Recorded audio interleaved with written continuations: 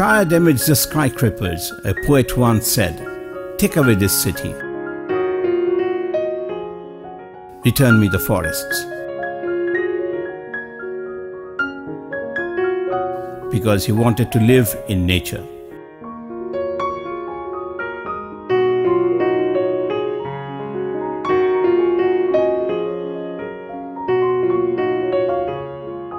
He dreamt of a vast open sky to take deep breaths, and had aspirations to bathe in the rain coming down from the open sky.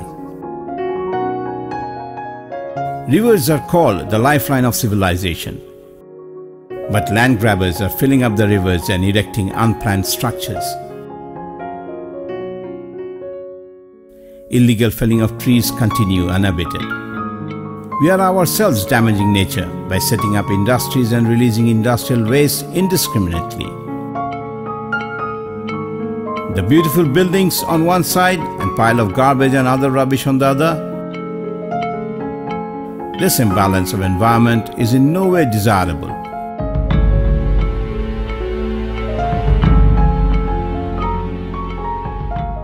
আমাদের সামগ্রিক জীবনে পরিবেশ এবং মানুষ এই দুটো একটা সমন্বয়ে অবস্থান করছে। সাধারণ মানুষ তার নদীকে ভালোবাসে, তার পাখিকে ভালোবাসে, তার মাছকে ভালোবাসে, তার জীবনকে ভালোবাসে এবং এই সব নিয়ে পানি এবং মানুষ, গাছ এবং জমি এই নিয়ে হচ্ছে তার জীবন। তার মধ্যে পাখি আসে, মাছ আসে, হাঁস আসে, তাদের জীবন চলতে থাকে। গাছ হচ্ছে আমার পাখির আধার। এই পাখিকে যদি আমি গ্রহণ করে না রাখতে পারি তাহলে এই গাছ এর আটি খেয়ে সে আরেক জায়গায় সেটা ছড়িয়ে চারিদিকে গাছকে নতুন নতুন জীবন দেয়, সেটা আমাকে শ্রদ্ধা করতে হবে, বুঝতে হবে। অর্থাৎ এই সমগ্র জীবনের এই বিভিন্ন পদ্ধতি নিয়ে আমাকে চলতে হবে। এই সমগ্র নিয়ে পরিবেশ একটা বিশেষ ধরনের ব্যালেন্স বা একটা অবস্থিতির মধ্যে থাকে, যেখানে একটা যদি বেশি মাত্রায় বেড়ে যায় আরেকটা ক্ষতিগ্রস্ততা হয়। এটা সবসময় আমাদেরকে খেয়াল রাখতে হবে। এই দক্ষিণাঞ্চলে কতগুলো জায়গা আছে, আশুরহাট বলে একটা গ্রাম আছে যেখানে পরযায়ী পাখি এসে স্থান নিয়েছে। গত কয়েক বছরে, কয়েক দশকে তারা তাদের জীবন এখানে গড়ে তুলেছে। তারা এখানে নতুন জীবন দিচ্ছে, নতুন প্রজন্ম হচ্ছে, ডিম পাড়ছে, আবার জীবন চলছে। ঝিনাইদহ জেলার শোলকুপা থানার অন্তর্গত আশুরহাট গ্রাম, এই গ্রামে প্রচুর পাখি বসে এবং এখানে 3টা পুকুর আছে। পুকুরের পাশে ঘন জঙ্গল আছে এবং সেই সব গাছপালায় এইসব পাখিগুলো বসে এবং ডিম পাড়ে। খুব সকালে এরা এই বিলে চলে আসে। মজার ব্যাপার হলো এই গ্রামের লোকরা এই পাখির প্রতি এত সংবেদনশীল, পাখিদের কেউ যদি ধরে বা তাদের ডিম কিছু আহরণ করে সাথে সাথে এরা লোকাল প্রশাসন ও সাংবাদিকদের জানায়। এই গ্রামে 10 বছর যাবত এখানে আসছে। এই পাখিগুলো এরা ডিম পেড়ে বাচ্চা সংরক্ষণ করছে। সরকার যখন আমাদের এটা অভয়ারণ্য করে দিয়ে গেছেন তখন আমরা এটার উপরে খুবই যত্নশীল, যেভাবে থাকতে চাই ঠিক সেইভাবে এদেরকে আমরা সংরক্ষণ করে রাখছি। বা কেউ কোনোদিনও যদি এসে এদের উপরে অত্যাচার করে বা পাখি মারার জন্য কেউ আসে তো আমরা সবাই মিলে এই পাখির কাছে যেতে দেই না, পাখি মারতে দেই না। আমাদের পরম সৌভাগ্য যে আমরা মৌসুমী অঞ্চলে এবং এখানে প্রচুর বৃষ্টিপাত হয় বর্ষাকালে। এই সব গ্লানি, সব ময়লা ধুয়ে মুছে নিয়ে চলে যায়, আবার নতুন করে জীবন সৃষ্টি হয়। যেই জন্যে আমরা বীজ ফেলা মাত্রই সেখানে আমরা নতুন গাছপালা পাই। পৃথিবীর খুব কম দেশে আছে যে যেখানে আপনি বীজ ফেলবেন সেখানে একটা গাছ বেয়ে উঠবে। এটা আমাদের পরম সৌভাগ্য। সেই সৌভাগ্যটাকে ধরে রাখার দায়িত্ব সমাজের, গ্রামের সকলের, প্রতিটি স্থানের। স্কুলে আমাদের এই শিক্ষা দিতে হবে, সাধারণ ছাত্রদেরকে এটা বোঝাতে হবে, শিক্ষকরা এই দায়িত্ব নিতে পারেন। আমাদের মসজিদে, মন্দিরে, সমস্ত জায়গায় সঠিক খবরটা দিতে হবে যে আমাদের জীবন নির্ভর করছে এই প্রকৃতির উপরে। প্রকৃতি আর জীবন এ দুটোর মধ্যে একটা সমন্বয় চলছে সর্বদা, এবং প্রকৃতি জীবনকে ধ্বংস করবে না, জীবন প্রকৃতিকে ধ্বংস করবে না। একটা কথা বুঝতে হবে যে প্রকৃতিকে জন্য মানুষ দরকার নেই, মানুষ তার নিজের প্রয়োজনে প্রকৃতিকে দরকার। The concept of the earth continuously getting warmer by the emission of carbon dioxide is not new. This matter was known 150 years ago. Use of luxurious items in the developed countries has gradually increased harmful elements like carbon dioxide and chlorofluorocarbons in the atmosphere. The atmosphere is getting warmer. Tidal surges, cyclones, devastating tsunamis, all these are effects of environmental degradation. The third world developing countries are at risk.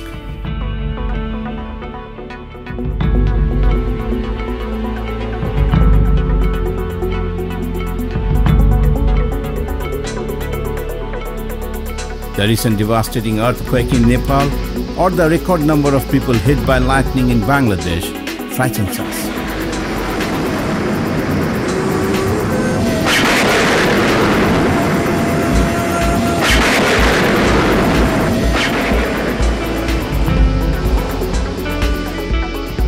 Nobody knows what other catastrophes await due to environmental degradation.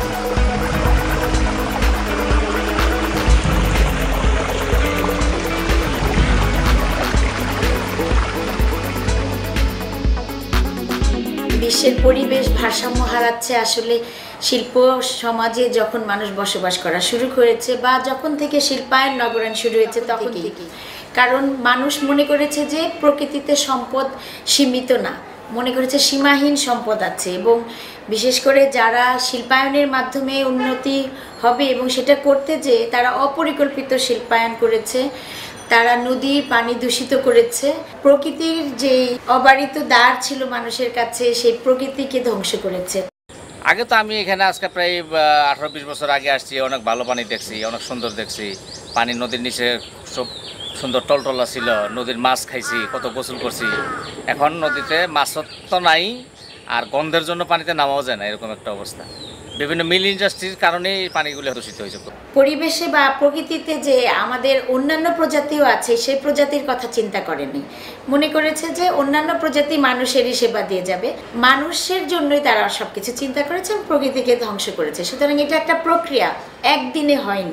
এই যে প্রক্রিয়াটার মাধ্যমে আমরা যে প্রজাতিগুলিকে হারিয়েছি, আমরা বনজ প্রজাতিকে হারিয়েছি, আমরা জলজ প্রজাতিকে হারিয়েছি, আমরা উদ্ভিদ জাত যেগুলিকে আর কোনোদিন ফিরে আসবে না এরকম উদ্ভিদকেও ধ্বংস করেছি। এই খেজুর গাছ, তাল গাছ, নারকেল গাছ না থাকার কারণে বজ্রপাতে মানুষ বেশি মরছে। মুরব্বীরা বলেছে যে এই অঞ্চলে বড় বড় গাছ ছিল খেজুর গাছ, যে খেজুর গাছগুলোকে দেড়ে গাছ বলা হতো। অনেক দিনের সেই গাছ, সেই গাছের পরে বিদ্যুৎ চমকানোর সাথে গাছের পরে পড়তো এবং গাছ এই বজ্রপাতের যে অ্যাকশন সেটা শোষণ করে নিত এবং গাছ মারা যেত, বিনিময়ে মানুষ কিন্তু বেঁচে যেত। এখন এই বড় বড় খেজুর গাছ এবং তাল গাছ, নারিকেল গাছ না থাকার কারণে এই বজ্রপাতটা সরাসরি মানুষের উপরে পড়ছে এবং বজ্রপাতের সাথে সাথে মানুষ মারা যাচ্ছে। আমাদের এই অঞ্চলে বর্তমানে ঝিনেদা, কোটচাঁদপুর, ডাকবাংলা, গোপালপুর এইসব বিভিন্ন অঞ্চলে দেখা গেছে যে বজ্রপাতে এবছরে অনেক মানুষ মারা গেছে। তা আমি মনে করি যে এই পরিবেশ বান্ধব এই গাছগুলোকে বাঁচিয়ে রাখতে হবে। এই গাছ বেঁচে থাকলে যেমন পরিবেশ বান্ধবে, বজ্রপাতের হাত থেকে মানুষ রক্ষা পাবে, অন্যদিকে অর্থনৈতিকভাবে এই এলাকার যারা মধ্যবিত্ত শ্রেণীর মানুষ, গরিব মানুষ, তারা এই খেজুর গাছের সাথে তাদের অর্থনৈতিক যে সম্পর্ক জড়িত রয়েছে সেই দিনে দিনে সেই সম্পর্কটা থাকবে। সে কারণে আমি মনে করি যে সরকার অবশ্যই এদিকে নজর দেবেন এবং এই খেজুর গাছ এবং গুড় শিল্পকে বাঁচিয়ে রাখবেন। তাহলে যদি জনগণের সচেতনতাটা আমরা বাড়াতে পারি বা জনগণ যদি সচেতন হয়ে যে এখানে কিন্তু কাঠ পোড়ানো হচ্ছে এই ইটের ভাটাতে, এখানে কিছু জলাধার ভরাট হয়ে যাচ্ছে, এখানে কিন্তু বৃক্ষ নিধন হচ্ছে, এই যে আইনের প্রয়োগটা, সুতরাং সেটা করতে হবে কিন্তু জনগণেরই। কেউ মামলা নিয়ে যদি না আসে তাহলে কিন্তু এই আইনটা প্রয়োগ করা যায় না বা আইনের কাজও হয় না। তো এইভাবে কিন্তু আইনটা কাজ করে। তো আইন কাজ করতে হলে আমাদের সচেতনতা এবং আমাদের সোচ্চার হতে হবে আইনটাকে বাস্তবায়ন করার জন্য। World leaders are now talking about a sustainable development to reduce the loss from the negative consequences of environmental degradation.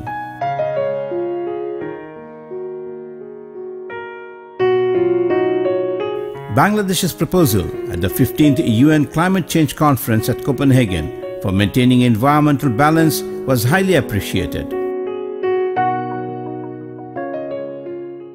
As one of the countries most vulnerable to climate change, Bangladesh attaches high importance to the Climate Change Summit in New York as much as to COP15 in Copenhagen later this year. Though Bangladesh's contribution to climate change is negligible, it is one of its worst victims. Recent years shows Bangladesh traumatized with increased frequency and erratic pattern of floods, cyclones, droughts, weather conditions, and even earthquakes. Bangladesh was elected co-chairman at the Cancun summit, while Bangladesh played the role of vice chair at the Rio Plus 20 conference in Rio de Janeiro in 2012. Bangladesh Climate Change Strategy and Action Plan BCC-SAP 2009 has been prepared, giving importance to the national capability in combating the risks of climate change. Bangladesh is the first among the developing countries to draw such a coordinated work plan. The environment constitutes of natural soil, water and air. Therefore, it is essential to keep the characteristics of these elements intact for environmental balance. After 2009, concerned law to save and improve the environment and forestry has been amended and made time-befitting. Special measures have been taken to check pollution of the rivers around Dhaka. There have been efforts to introduce pollution-controlling, environment-friendly and less fuel-consuming hybrid Hoffman kiln or HHK in the brickfields. Effluent treatment plants or ETPs have been set up to treat industrial wastewater.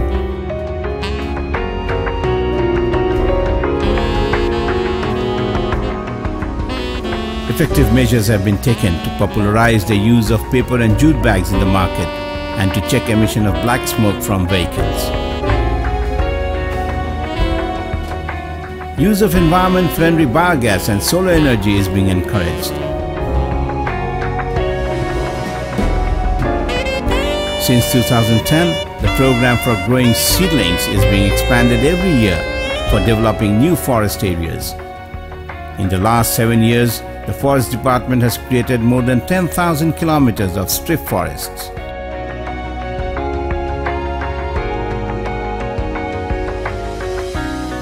The forest areas of the country has increased to 17%. New forest areas have been created in the new shoals emerging in the coastal belt of the country. National Biodiversity Strategy and Action Plan for Bangladesh has been drawn. Bangladesh Biological Diversity Act 2012 has been enacted. 7 national parks and 8 wildlife sanctuaries have been set up to preserve the country's biodiversity. Tiger Action Plan has been adopted to save Bangladesh's pride, Royal Bengal tiger. World Tiger Day is being observed every year since 2010 to create public awareness for saving tigers.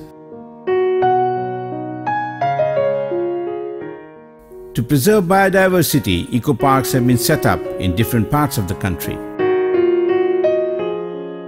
Bangabandhu Safari Park has been created in the forest zone of Rathura in Ghazipur.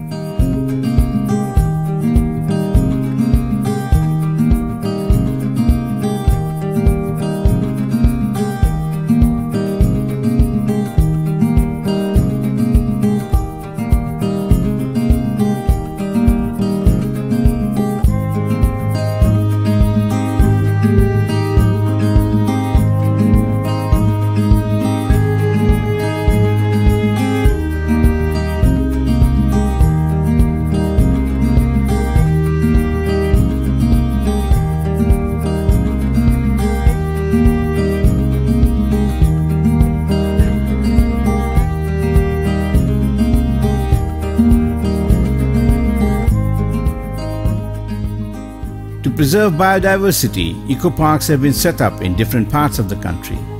Bangabandhu Safari Park has been created in the forest zone of Rathura in Ghazipur. Country's first bird sanctuary, Russell Aviary and Eco Park, has been set up in Ranguni of Chittagong.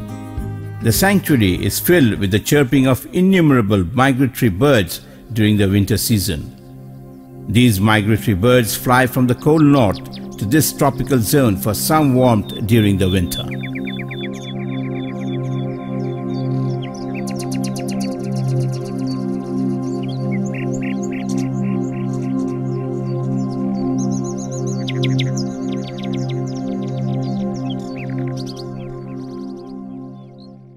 At the United Nations Climate Change Conference 2016 in Maracas, Morocco, Prime Minister Sheikh Hasina laid down the suggestion of setting up a global fund for sustainable development goal on water. Actually, because of our geographical position, cyclone, tidal bore or natural calamities, it is quite natural.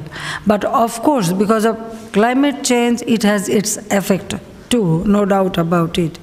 So that's why we already discussed about it, that how much cooperation we can get from Austria and other developed countries to mitigate all these natural calamities. You understand, because of the emission, Bangladesh is not an emitter, but we are going to be worse sufferer, and that's why we need support from developed countries.